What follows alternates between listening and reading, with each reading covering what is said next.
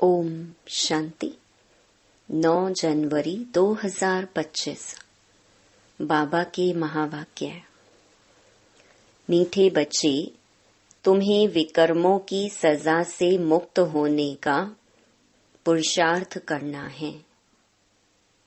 इस अंतिम जन्म में सब हिसाब किताब चुकतो कर पावन बनना है। प्रश्न: धोखेबाज माया कौन सी प्रतिज्ञा तोड़वाने की कोशिश करती है?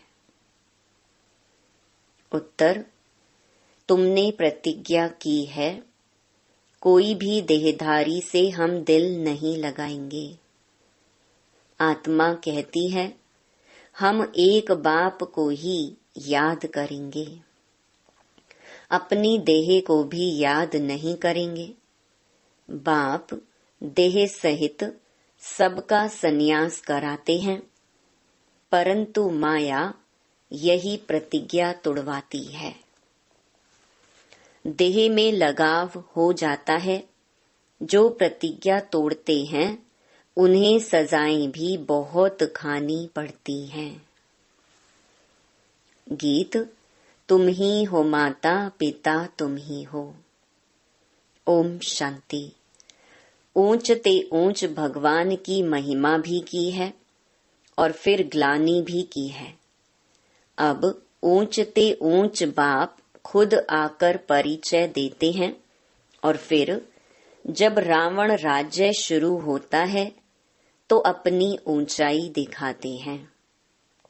भक्ति मार्ग में भक्ति का ही राज्य है, इसलिए कहा जाता है रावण राज्य। वह राम राज्य, यह रावण राज्य।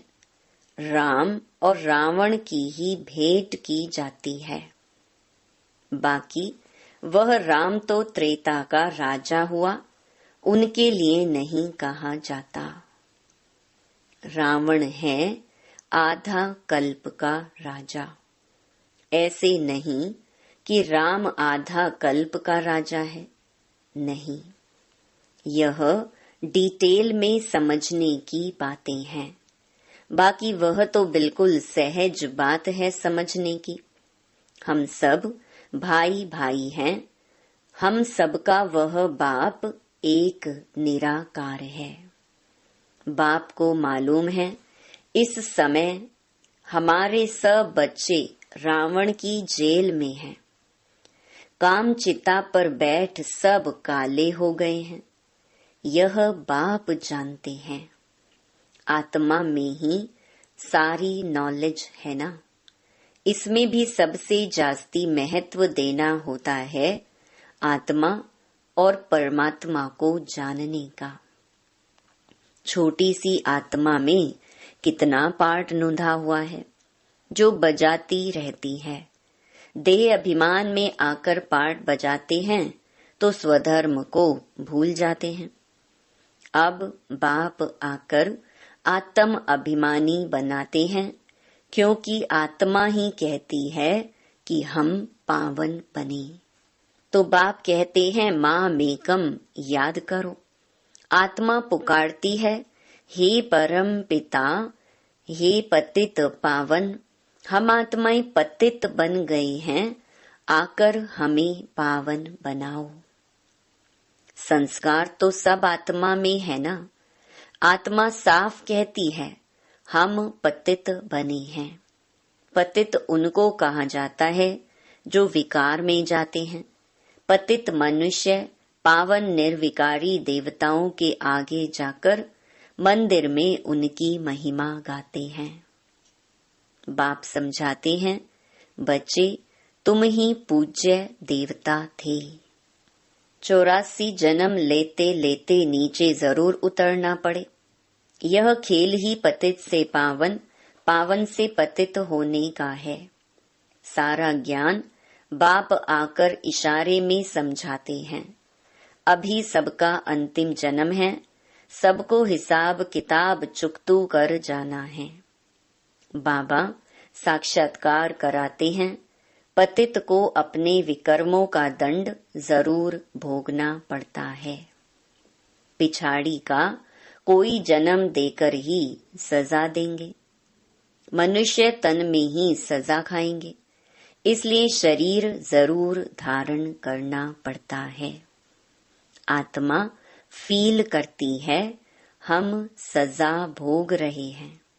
जैसे काशी कलवट खाने समय दंड भोगते हैं, किए हुए पापों का साक्षात्कार होता है, तब तो कहते हैं क्षमा करो भगवान, हम फिर ऐसा नहीं करेंगे। यह सब साक्षात्कार में ही क्षमा मांगते हैं, फील करते हैं, दुख भोगते हैं। सबसे जास्ती महत्व है आत्मा और परमात्मा का।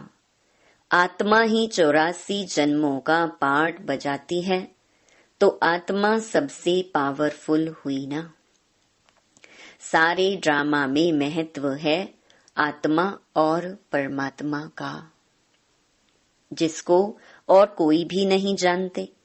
एक भी मनुष्य नहीं जानता कि आत्मा क्या, परमात्मा क्या है। ड्रामा अनुसार यह भी होना है। तुम बच्चों को भी ज्ञान है कि यह कोई नई बात नहीं, कल्प पहले भी यह चला था। कहते भी हैं ज्ञान, भक्ति, वैराग्य, परंतु अर्थ नहीं समझते हैं। बाबा ने इन साधुओं आदि का संग बहुत किया हुआ है, सिर्फ नाम ले लेते हैं।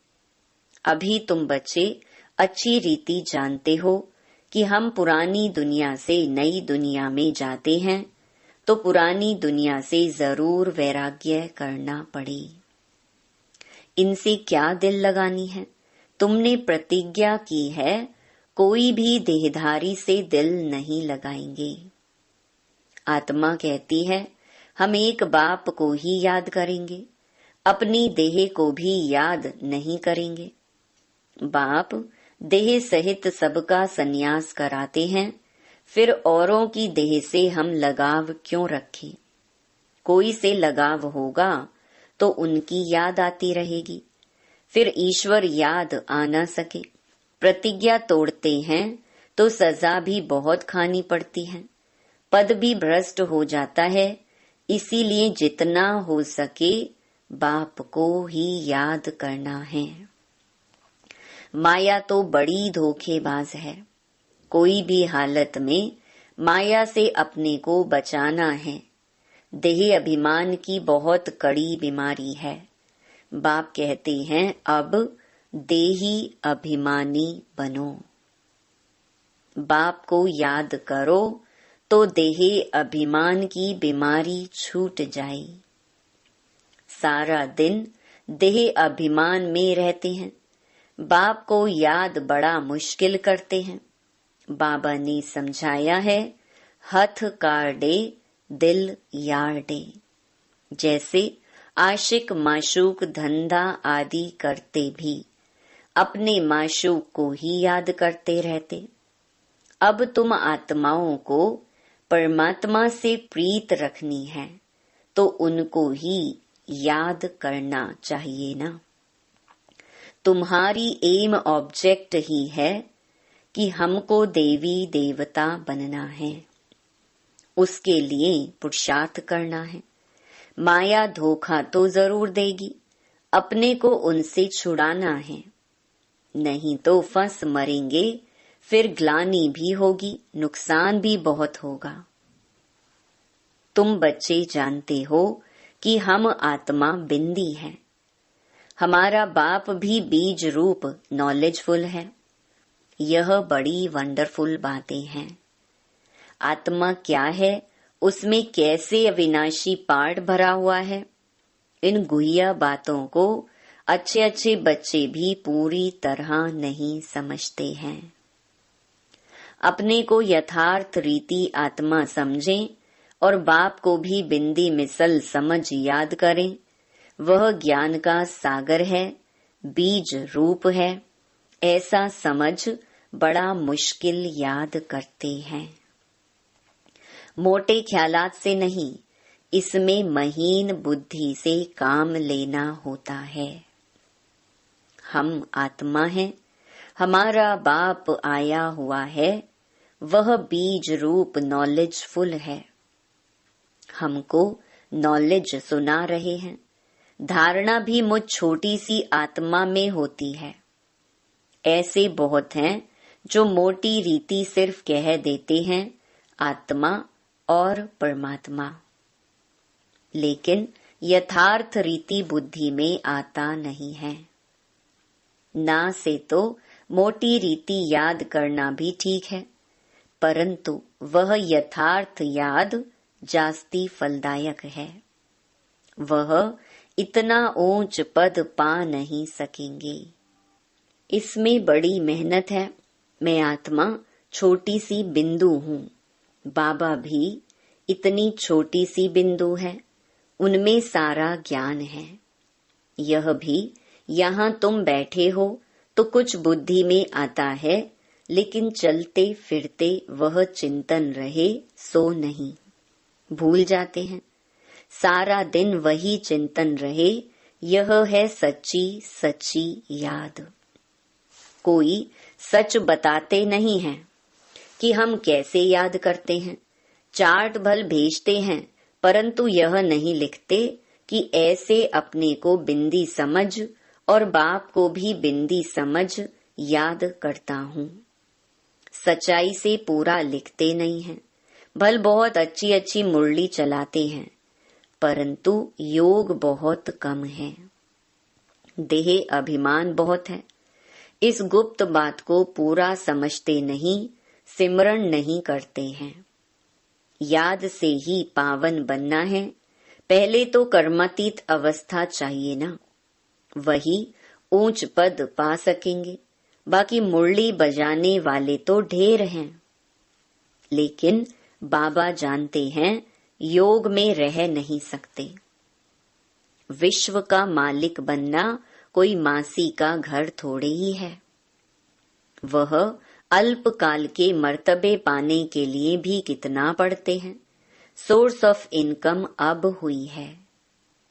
आगे थोड़े ही बैरिस्टर आदि इतना कमाते थे, अभी कितनी कमाई हो गई है। बच्चों को अपने कल्याण के लिए एक तो अपने को आत्मा समझ यथार्थ रीति बाप को याद करना है, और त्रिमूर्ति शिव का परिचय औरों को भी देना है। सिर्फ शिव कहने से समझेंगे नहीं, त्रिमूर्ति तो जरूर चाहिए। मुख्य हैं ही दो चित्र, त्रिमूर्ति और झाड़। सीढ़ी से भी झाड़ में जास्ती नॉलेज है। यह चित्र तो सबके पास होने चाहिए। एक तरफ त्रिमूर्ति गोला, दूसरे तरफ झाड़। यह पांडव सेना का फ्लैग झंडा होना चाहिए। ड्रामा और झाड़ की नॉलेज भी बाप देते हैं। लक्ष्मी नारायण विष्णु आदि कौन है, यह कोई समझते नहीं। महालक्ष्मी की पूजा करते हैं, समझते हैं लक्ष्मी आएगी। अब लक्ष्मी को धन कहाँ से आएगा। 4 भुजा वाले 8 भुजा वाले कितने चित्र बना दिए हैं, समझते कुछ भी नहीं। 8-10 भुजा वाला कोई मनुष्य तो होता नहीं, जिसको जो आया सो बनाया, बस चल पड़ा। कोई ने मत दी कि हनुमान की पूजा करो, बस चल पड़ा। दिखाते हैं संजीवनी बूटी ले आया, उसका भी अर्थ तुम बच्चे समझते हो। संजीवनी बूटी तो है मन मना भव। विचार किया जाता है जब तक ब्राह्मण ना बने, बाप का परिचय ना मिले, तब तक वर्थ नॉट अ पेनी है। मर्तबे का मनुष्यों को कितना अभिमान है, उन्हों को तो समझाने में बड़ी मुश्किलात है। राजाई स्थापन करने में कितनी मेहनत लगती है। वह है बाहुबल, यह है योग बल। यह बातें शास्त्रों में तो है नहीं। वास्तव में तुम कोई शास्त्र आदि रिफर नहीं कर सकते हो। अगर तुमको कहते हैं तुम शास्त्रों को मानते हो, बोलो, हाँ, यह तो सब भक्ति मार्ग के हैं। अभी हम ज्ञान मार्ग पर चल रहे हैं। ज्ञान देने वाला, ज्ञान का सागर एक ही बाप है। इनको रूहानी ज्ञान कहा जाता है। रूह बैठ रूहों को ज्ञान देते हैं। वह मनुष्य मनुष्य को देते हैं। मनुष्य कभी स्पिरिचुअल नॉलेज दे ना सके। ज्ञान का सागर, पतित पावन, लिबरेटर, सदगति दाता एक ही बाप है। बाप समझाते रहते हैं, यह करो। अब देखें शिव जयंती पर कितना धमचक्कर मचाते हैं। ट्रांसलाइट के चित्र छोटे भी हों जो सबको मिल जाएं। तुम्हारी तो है बिल्कुल नई बात, कोई समझ ना सके। खूब अखबारों में डालना चाहिए, आवाज करना चाहिए। सेंटर्स खोलने वाले भी ऐसे चाहिए। अभी तुम बच्चों को ही इतना नशा नहीं चढ़ा हुआ है। नंबरवार पुरुषार्थ अनुसार समझाते हैं। इतने ढेर ब्रह्मा कुमार कुमारियां हैं।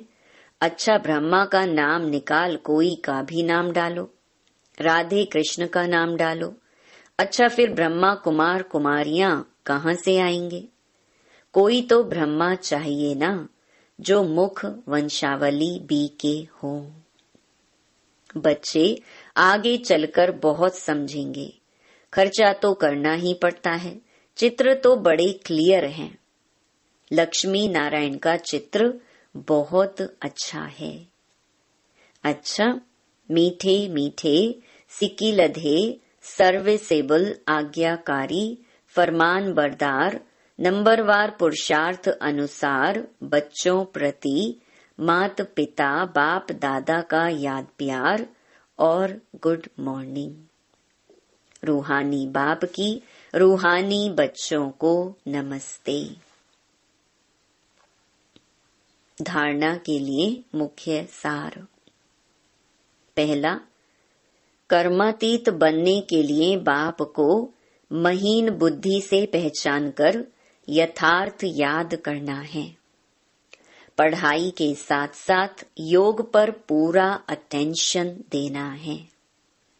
दूसरा, स्वयं को माया के धोखे से बचाना है। कोई की भी देह में लगाव नहीं रखना है। सच्ची प्रीत एक बाप से रखनी है। देह अभिमान में नहीं आना है। वरदान, ब्रह्म मुहूर्त के समय वरदान लेने और दान देने वाले बाप समान वरदानी महादानी भव। ब्रह्म मुहूर्त के समय विशेष ब्रह्मलोक निवासी बाप ज्ञान सूर्य की लाइट और माइट की किरणें बच्चों को वरदान के रूप में देते हैं। साथ साथ ब्रह्मा बाप भाग्य विधाता के रूप में भाग्य रूपी अमृत बांटते हैं। सिर्फ बुद्धि रूपी कलश अमृत धारण करने योग्य हो। किसी भी प्रकार का विघ्न या रुकावट ना हो तो सारे दिन के लिए श्रेष्ठ स्थिति व कर्म का मुहूर्त निकाल सकते हो, क्योंकि अमृत वेले का वातावरण ही वृत्ति को बदलने वाला होता है। इसलिए उस समय वरदान लेते हुए दान दो, अर्थात वरदानी और महादानी बनो। स्लोगन, क्रोधी का काम है क्रोध करना और आपका काम है स्नेह देना। अपनी शक्तिशाली मनसा द्वारा सकाश देने की सेवा करो। अब स्व कल्याण का ऐसा श्रेष्ठ प्लान बनाओ जो विश्व सेवा में सकाश आपे ही मिलती रहे। अभी उमंग उत्साह से अपने मन में यह पक्का वायदा करो कि हम बाप समान बनकर ही दिखाएंगे। ब्रह्मा बाप का भी बच्चों से अति स्नेह है, इसलिए एक एक बच्चे को इमर्ज कर विशेष समान बनने की सकाश देते रहते हैं। अच्छा, ओम शांति।